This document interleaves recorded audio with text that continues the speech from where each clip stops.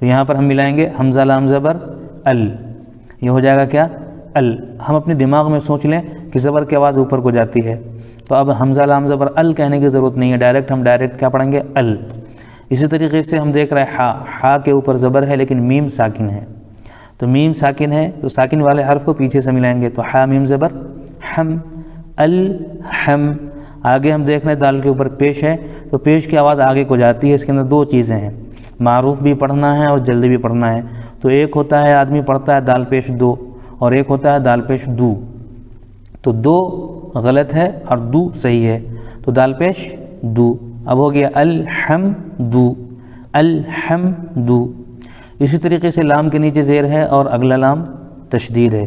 देखिए हमने बताया था तशदीद वाले हर्फ को 2 मरतबा पढ़ते हैं, एक बार पीछे वाले हर्फ से मिलाकर और एक बार ख़ुद उसे।